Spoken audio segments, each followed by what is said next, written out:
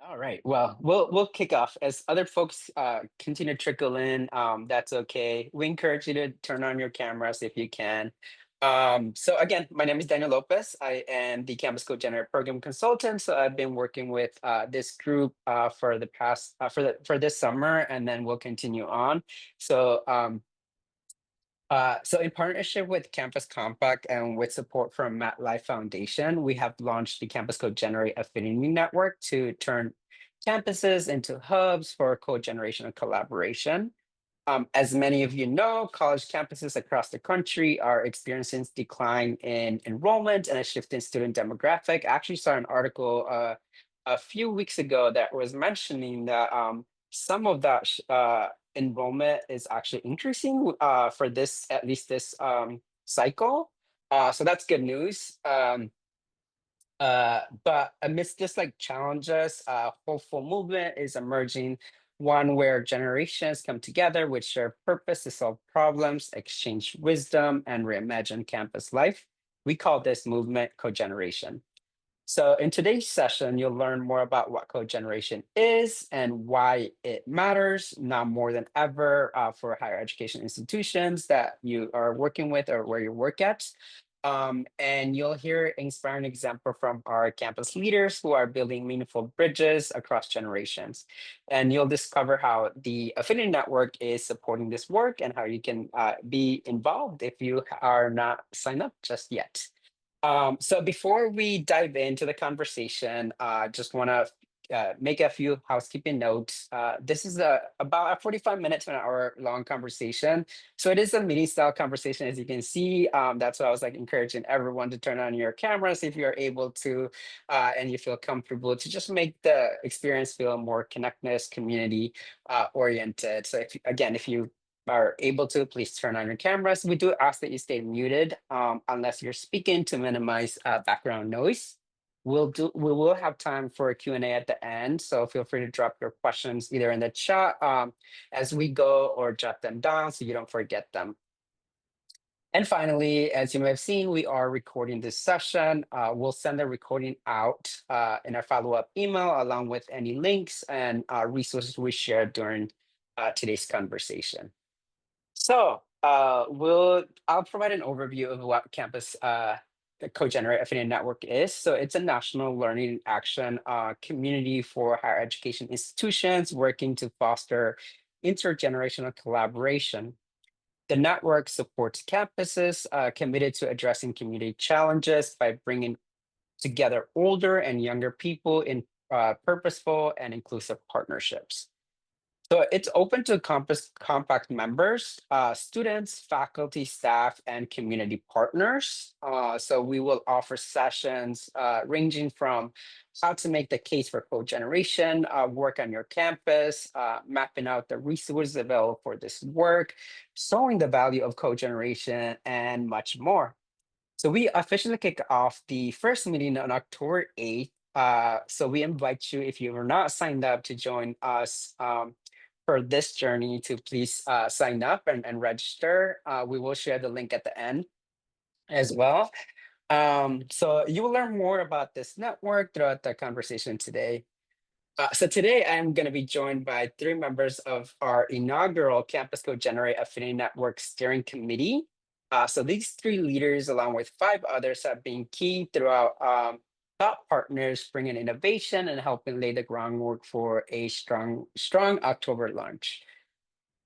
Today's three panelists, they bring unique and shared insights from their institutions, communities, and regions, and offer valuable perspective on how cogeneration is taking shape on their campuses. So we'll get started. So I want to first introduce Tony Monet to kick us off. Tony is an assistant director of the Office of Engagement at the University of Nebraska at Omaha, where she oversees campus and community co-creative partnerships, student engagement, pipelines, and civic engagement. So Tony, you come to this work not only as a higher educational professional, but also as a poet who sees the need for storytelling to share the rich histories of different generations and bridge the generational divide. The University of Nebraska at Omaha is geographically located between urban and rural communities. So you're also aware of the unique opportunities to connect people across differences for a common purpose. So, Tony, my question for you is if you can share more about why cogeneration is important to you personally and why it's important to the University of Nebraska at Omaha. Sure. Thank you so much, Daniel, and happy to see everyone here on the call.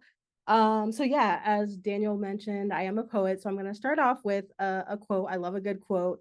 And there's a quote by Maya Angelou that says, "If you don't know where you've come from, you don't know where you're going."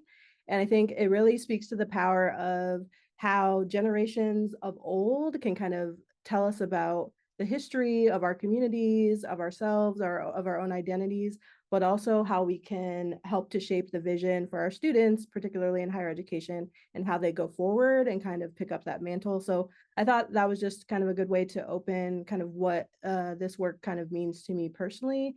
I think a lot about my experiences growing up and matriculating through school when I was younger, and also in college as well in my undergraduate career, really being in predominantly majority spaces. And so I remember pretty vividly the people and the places that gave me some of the wisdom and resilience and knowledge that I needed in those moments in my life, I think, and that were passed on to me during those years. And I think some of those learnings and lessons about who I was and who I wanted to be or who I could be and where I found my real community were, I think, invaluable to where I am now.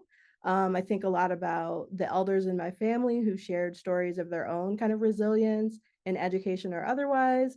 There's one in particular from my grandfather who literally rode on the back of a pickup truck with the clothes on his back to get to college, and he ended up getting a PhD. And so those are the kinds of stories and kind of the cogeneration models that I grew up with. And I think that's really important to kind of instill and include in this work as well.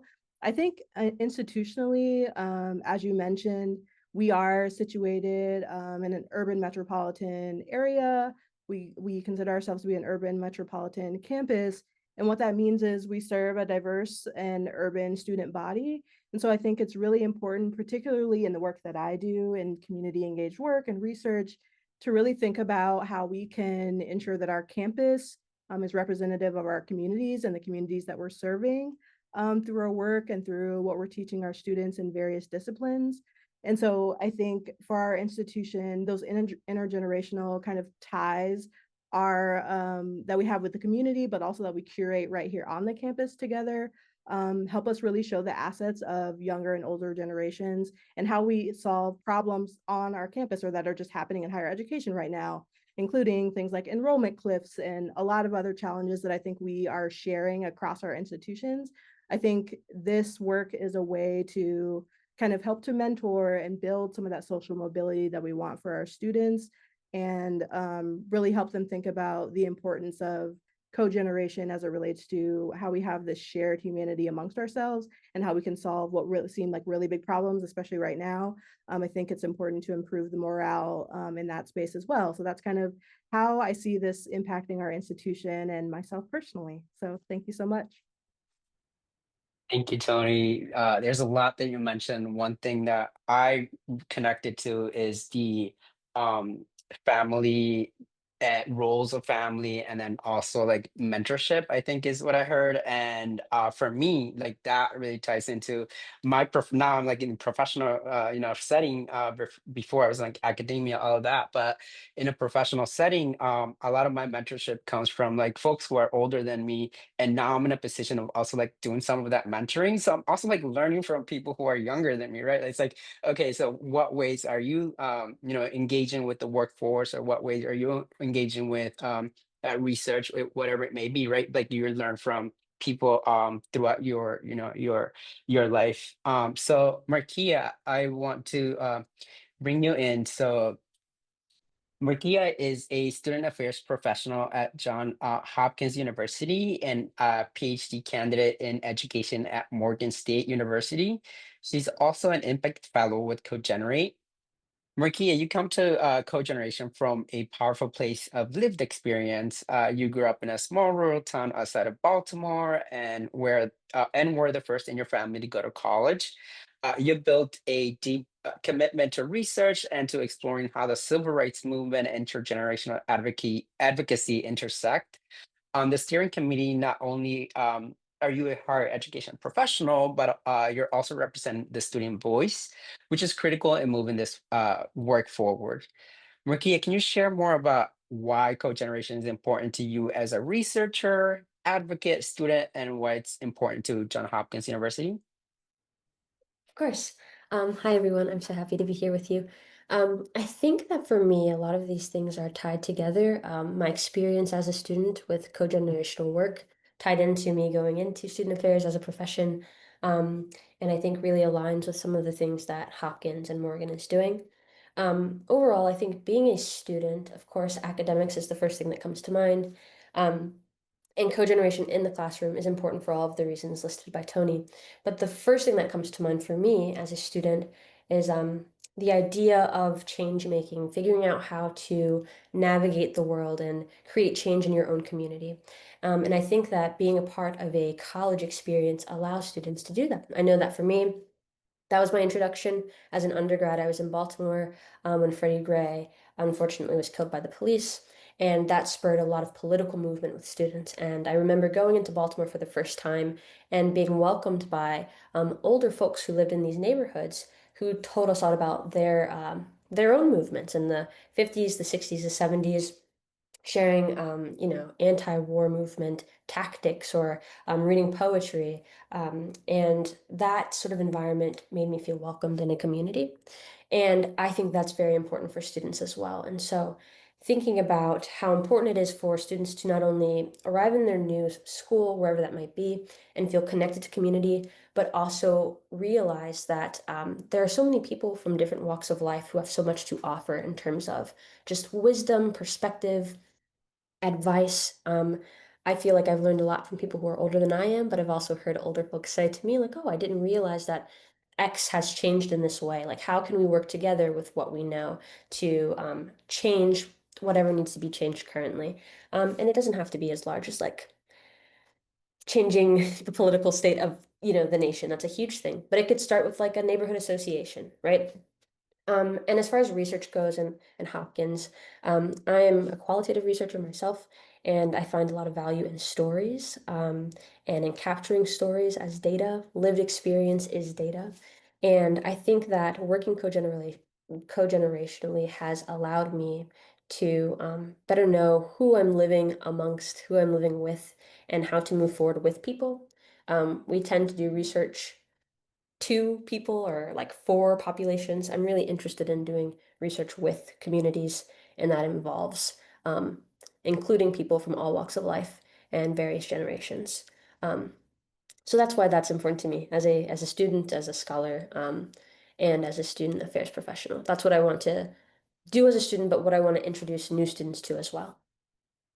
Right. Thank you, Markia.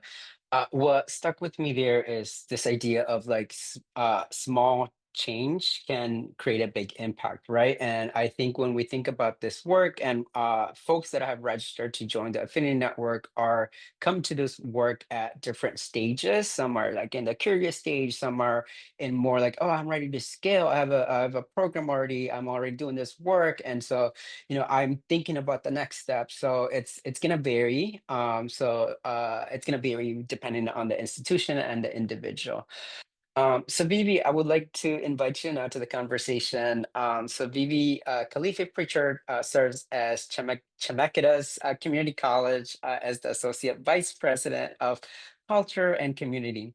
Driven by a commitment to education, she is currently a doctoral student in education leadership and innovation at Arizona State University, enhancing her ability to drive systemic advancements and influence the future of educational environments. Vivi, you've been at Chemeketa for 17 years in different roles, even once a student at the college taking courses yourself. So you have seen the college shift in different ways.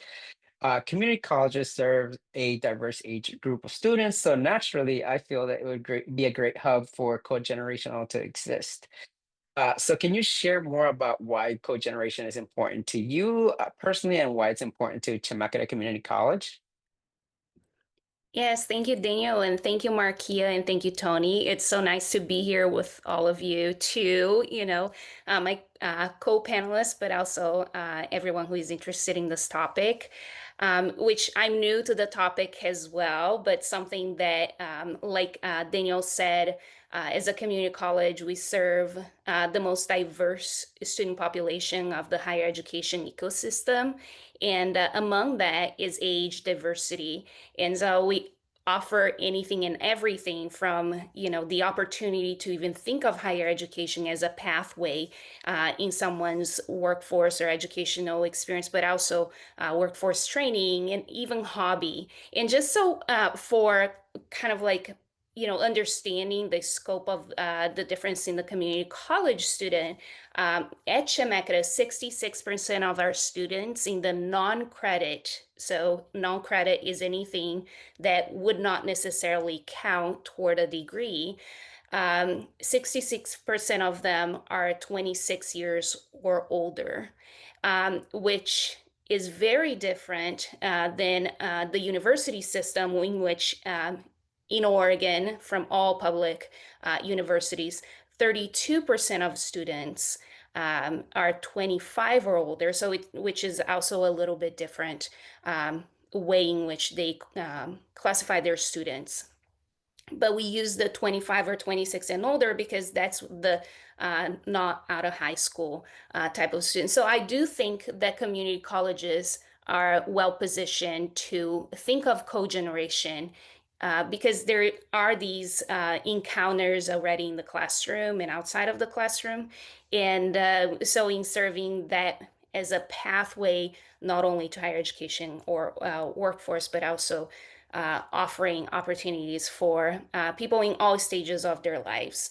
Um, I think, personally, I can connect a lot with what Tony said and also what you said around the value of family in finding mentorship and building own networks with my family and growing up and being in my grandma's kitchen and everyone was around her kitchen table. And so those are the experiences that I remember that felt co-generative to me that I think we can bring to the college campus as well. So I think it's a huge and very important value, but it's not something that just happens alone. I think it needs intentionality, and more than intentionality, it's a cultural shift. Um, so it's not about just bringing people of different age groups together because they already exist on our campuses, even at the university system. We are also as employees of our college campuses. So how do we, I think is the question, is how do we see opportunity in that, and what are the opportunities that exist that we're not thinking of, in shifting mindsets? How do we value age diverse perspective as a spouse value, because it's not something that we talk about very often? Acknowledging and addressing biases that come from age differences, I think from all age groups. How do we normalize engagement as part of the work that we do? So when I talk about systemic change as part of what I love to do, I think of this requires systemic change. And so, which comes from cultural norms to how we operate as a system. And also prioritizing, how do we prioritize cogeneration as part of the college experience? And it is a huge opportunity to help address co-generationally, intergenerationally, a lot of societal issues, some of which I think we're very familiar with. There's the isolation, there is opportunities that I see in bridging gaps on basic student needs around housing, childcare, also building networks and thinking about what is the next generation going to be able to do and address issues of like civic engagement. So like the conversation that Tony just had about, connecting with folks from, talking about the civil rights movement and what that means. And I think it's critical, especially now, and we are well positioned on our campuses to do that. Thank you, Vivi. You touched a lot on the opportunities on campuses for this work, especially at the community college level and at your institution. But I'm wondering if you can also speak on what are some of the challenges that come with this, right? Like you talked about, like making it a system level thing and making it a solution at the institution and making it not an add-on, but just like something that the institution values and sees as an asset. So curious to hear if there's like additional opportunities where you can see being new to this work, but also the challenges that come with it. I think that's, to me, in thinking systemically, that is the challenge is how do we make it part of our culture?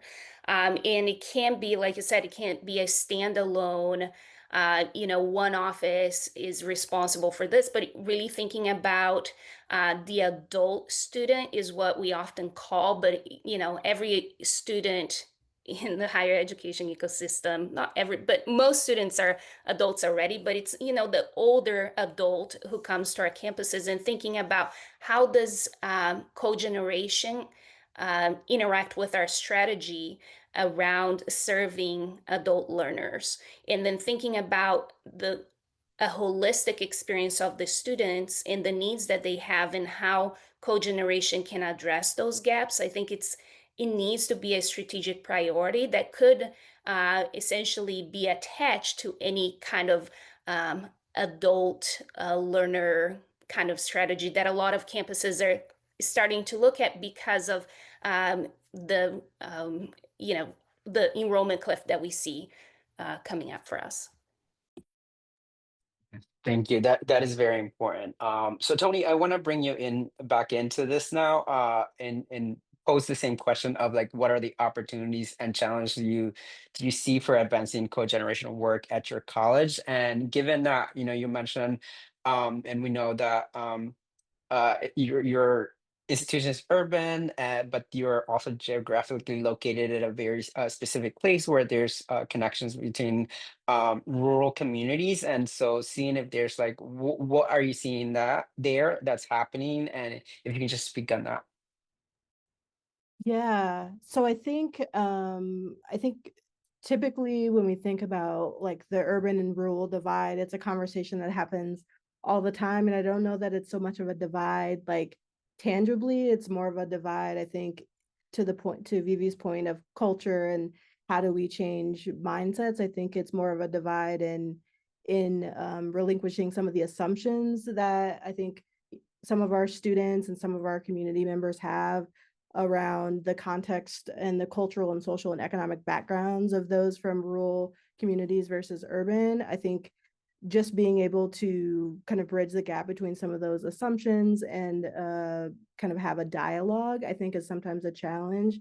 I think at the same time, when we talk about urban and rural, there are older community members that may hold traditions or values that might feel far removed from, the student of 2025.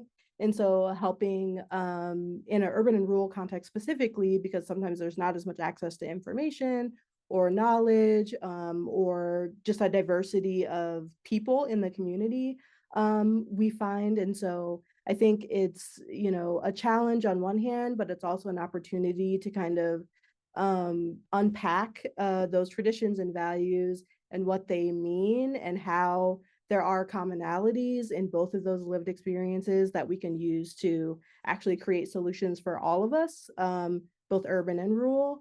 I think there are also, I would say, some challenges just simply around access. In rural communities, there's often not a lot of access to broadband or technology, or there are barriers to that. And so when we think about kind of living in the technology age, I think that's another kind of barrier that can exist between urban and rural students.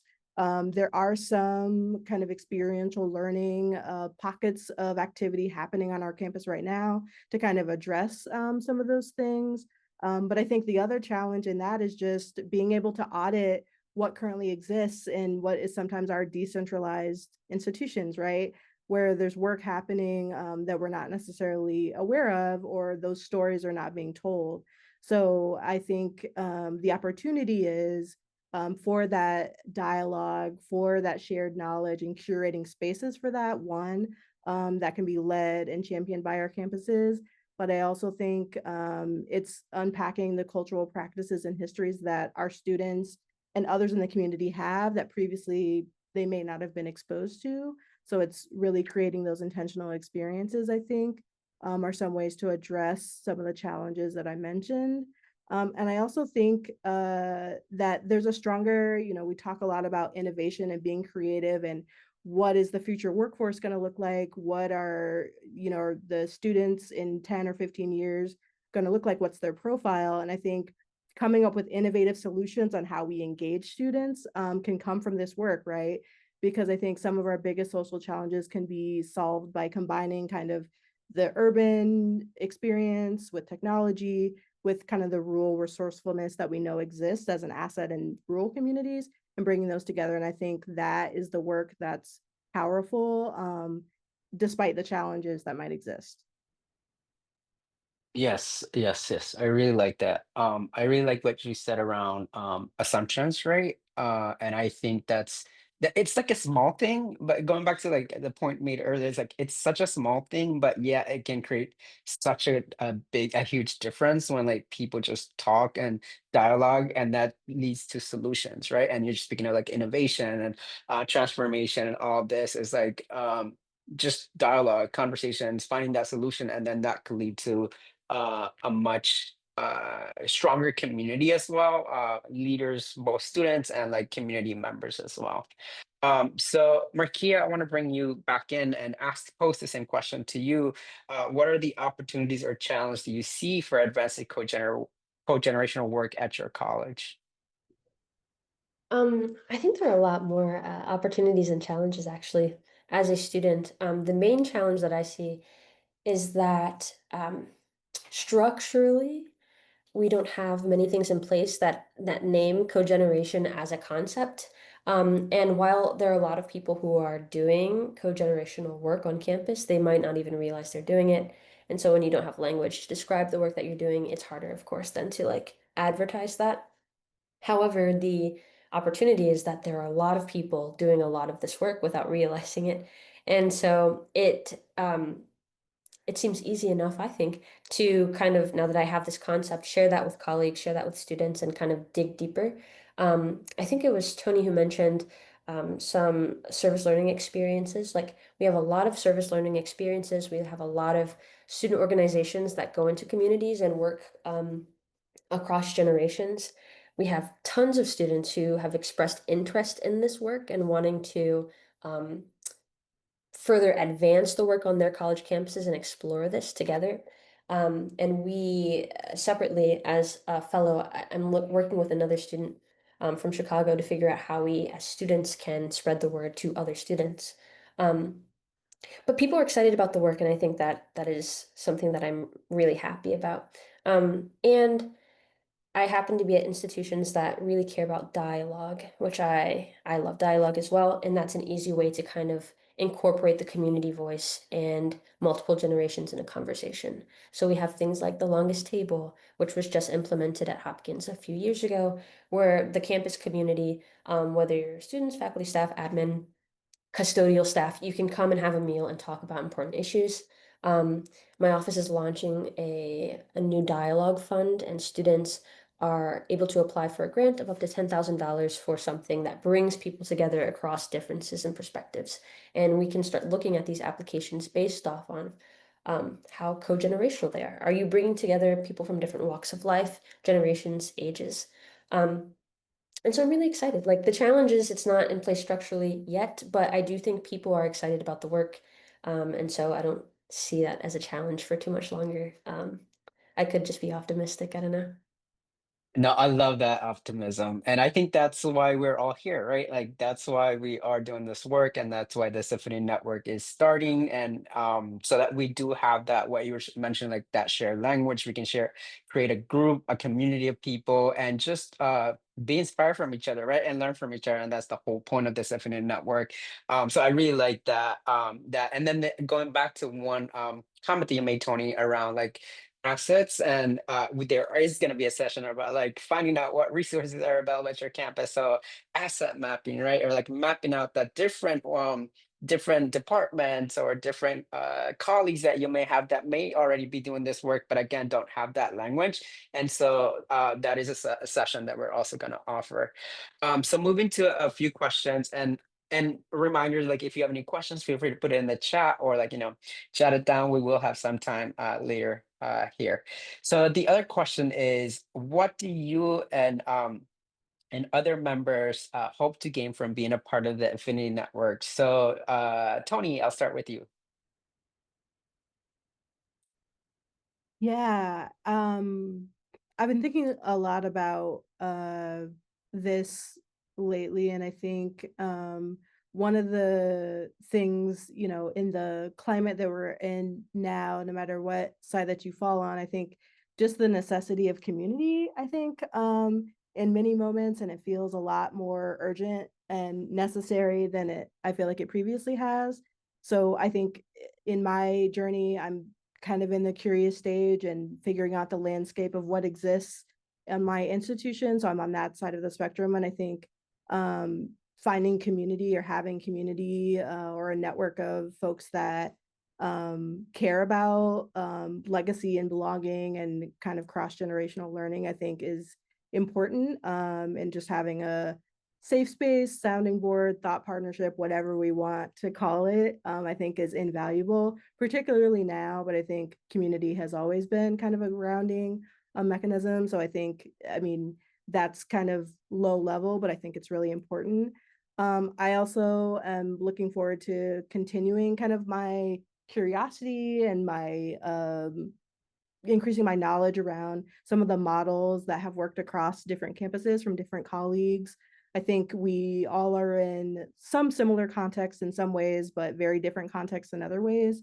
And some of us do this work in the classroom, some of us do the work outside of the classroom, and how that different programming resonates both with our students, but also with our community partners. So working very heavily with community partners with limited resources, limited time, but a lot of passion for the work that they do, thinking about how we can amplify our collective community work through different models. So just looking to learn kind of what the demographics and context of different institutions are to get, just more tools in my toolbox, I guess I'll say. And then looking forward to exchanging between folks that have been doing the work for a while and others like myself who are kind of just getting into the work, and just continuously thinking about myself as a teacher and a learner in the space. And I think that those are important things for me and what I hope to get out of the network. Thank you, Tony. Markia, same question for you. What do you hope to gain from being a part of the Affinity Network?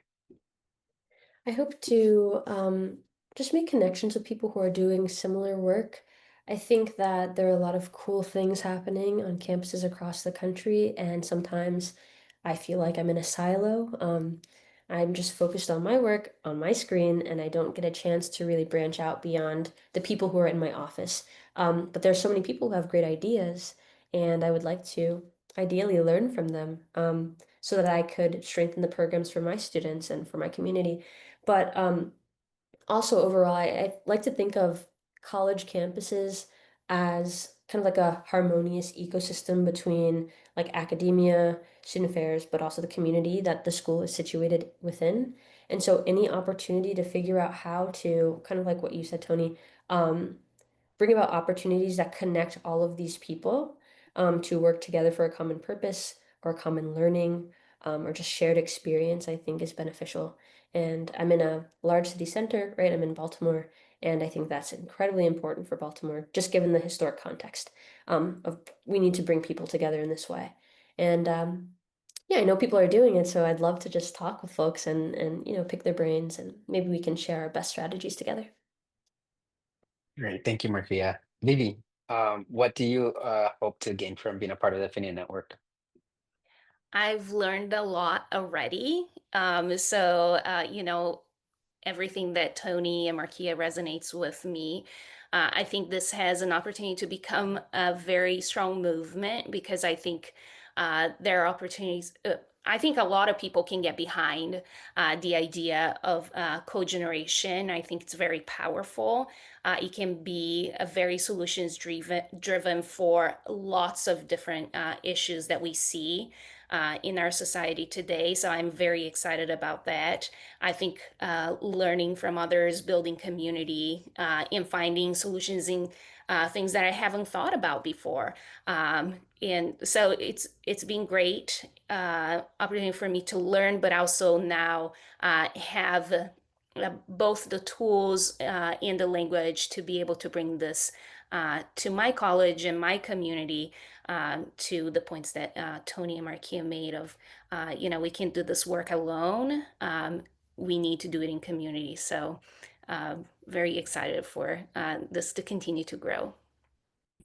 Yeah, thank you. Thank you, Vivi. So what I heard was community connections, learning solutions. Those are, yes, you're right, right? That's the whole purpose of the Affinity Network. That's what we're hoping to accomplish here. And curiosity, thank you, Christina. Yes, if you're curious again, or if you're more at the I'm ready to scale, like you're gonna be in different parts of your journey, and that's okay, right? That's why we're here to learn with each other. So I do have one other question, but actually want to see if like any folks here on the call wants to ask any questions. Like this is your time to just like unmute yourself and just introduce yourself real quickly and then post your question for our panelists. And I will say, like, we also have other team members with us today as well that we can like also answer your questions. So if there's anything you're curious about regarding the Affinity Network or for like anything happening at the institutions that we're hearing from today, feel free to unmute yourself.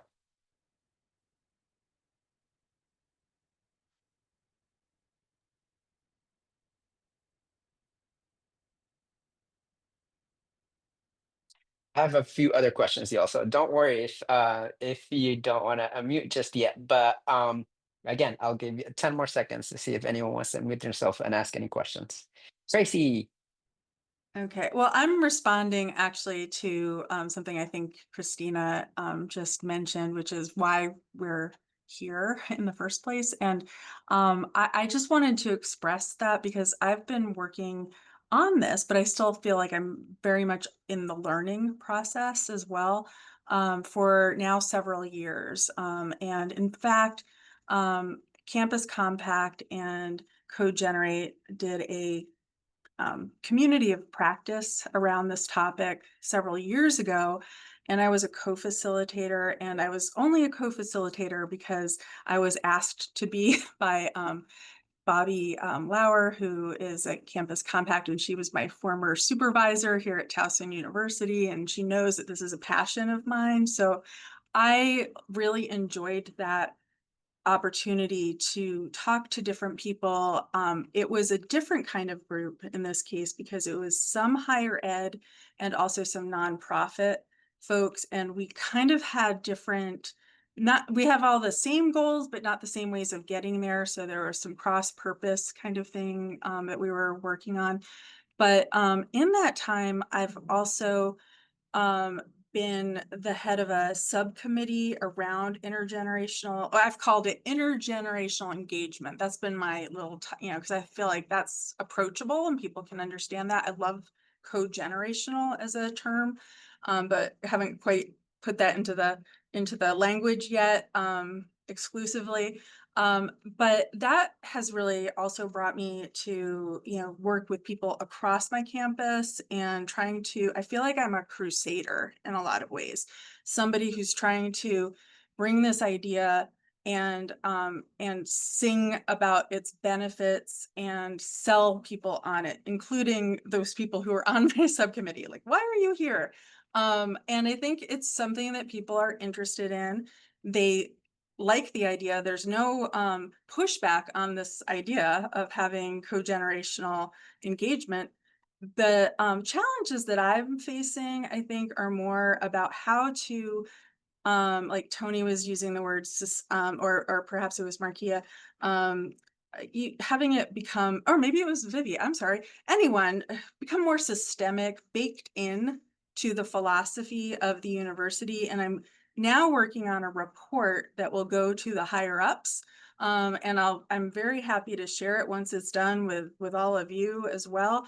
But I think that that's my hugest challenge, is that, you know, I see it from my position as an administrator as having great value in all sorts of ways, interdisciplinary ways, in different, you know, sorts of you know, student activity ways, civic engagement ways, campus, like job training, you know, all of these ways.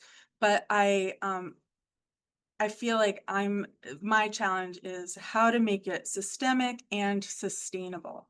And those are the things that I'd like to think about, you know, moving forward. And so I'm really, you know, excited to be part of this group and to learn from everybody. So thanks for listening to me. And now I'll shut up.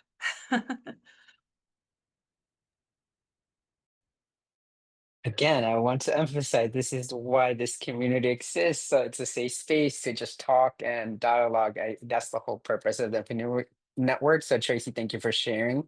Yeah, really appreciate that. And yes, would love to read whatever information you're able to put together. We can use it as a tool as well and share it with other folks. And that's, you know, this is a learning environment and learning community. And so we learn from each other what works. We will have like a session around like how to make the case, how to talk about cogeneration with different stakeholders, you know, at your institution and community partners and all of that as well. So I really love hearing that you're already doing some of that work. I wanted to see if someone else wanted to unmute themselves and share what brings you here to today's conversation, or like if you have any questions. Hi, I'm Andrea June from Central Connecticut State University. I'm a faculty member in the psych department, and I also oversee our gerontology programs. And so I come to this work from that perspective, having taught our aging related classes on campus. And I'm happy to hear so many people excited about intergenerational work, which is what I have called it for a number of years, and the groups that I've belonged to. And I was actually forwarded this email from someone in our community engagement office who knows that we've been doing intergenerational collaboration across campus for a while. And as many of you have talked about, right, that just saying that message over and over again to as many people who will listen to do this work.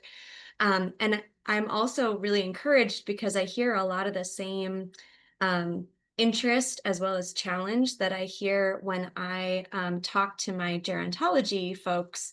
So I belong to the Gerontological Society of America, which is another nonprofit professional group. And there are groups of us under the Academy for Gerontology and Higher Education.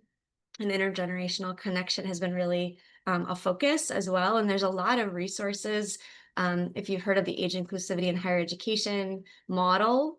So I'm wondering, it sounds like there might be some great opportunities for synergy with, as you all are coming from it from this other angle, which is great. I think the more people that are doing this and the more we can share resources across organizations, I think the better. So I'm really excited to hear all of this and happy to stick with it and see, yeah, what we can do together.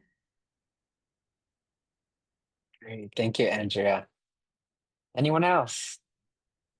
Yes, I'm Scott Bishop from the Osher Lifelong Learning Institute at Auburn University. So yeah, I'm coming from sort of a different angle here.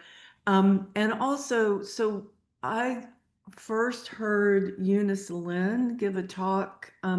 She's on I guess she's with CoGenerate. I think it was 2023 when I heard her give a talk and immediately came back. We were already sort of doing the work, but it gave me language for it. And one of the things that we're doing that's a little bit different is just because of our backgrounds, we're coming at it from the humanities. So I think maybe the most exciting thing that has happened is we have gotten permission for our members, and there are about 600 members and of retirees who are members of our Lifelong Learning Institute, can audit classes for free at our university. And we have twice listed classes that were taught for undergraduates and OLLI members, so that that's how it appeared in the catalog for the undergraduates. They knew that they were signing up for a class that was to be taught with older adults. And the older adults signed up knowing that they were going to be taking a class with undergraduates.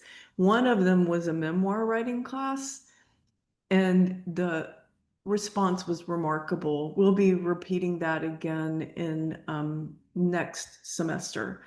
And then another one was on the history of the city and the university. And it was co-listed as OLLI graduate students and undergraduate students. And we brought in community members who kind of helped co-teach with the history professor who taught it. It's kind of messy. It's a lot of work, but the results are just so uplifting. And so that's why I'm here, is I want to know more what other people are doing. This February, we'll be doing an on-campus symposium and we're just going to put out the word, who out there is doing this work? Here are the words that describe it. Are you doing this? And let's all come together and talk with each other. And our Center for Arts and Humanities is sort of organizing it for us and providing lunch, and we're already getting a lot of excitement around it. So there's our ideas.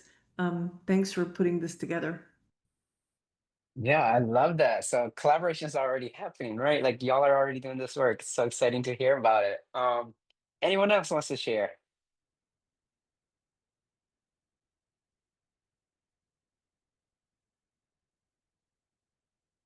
Okay, well, and we're almost at time, so I wanted to see if Phoebe, Tony, Markia, or any others on the team want to share, like, why are we doing this work? Like, I know we talked about the importance of different generations, right? But it's not a top to bottom or bottom up type of conversation. It's more like we're working together across generations to, find solutions for whatever it may be at our institutions. But wanted to see if our panelists had any additional thoughts that they want to share with our people who joined the call today.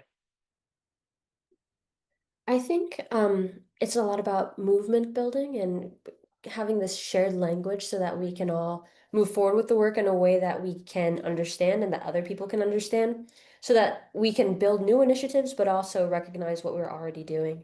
And also this piece about reciprocity was what was really important to me in learning about this work.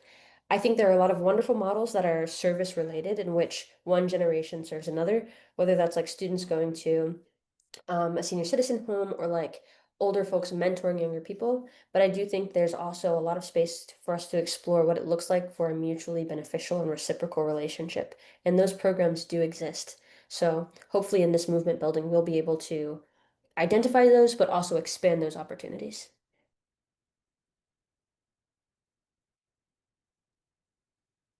Yeah, I think I agree. I think this work is kind of the given is that there's some kind of alignment and purpose for why we're doing it. And I think it's valuable in, helping both model on our college campuses what it looks like to engage with folks from different generations and really look at the assets of both and find this synergy between them. I think that's the kind of culture that I think is going to make all of our institutions sustainable. It's going to mitigate any harm that we may have previously done to communities, that our institutions may have done. I think there's a lot of just tangible ways in which this work can align with other strategic goals that we have as an institution, but also as a community.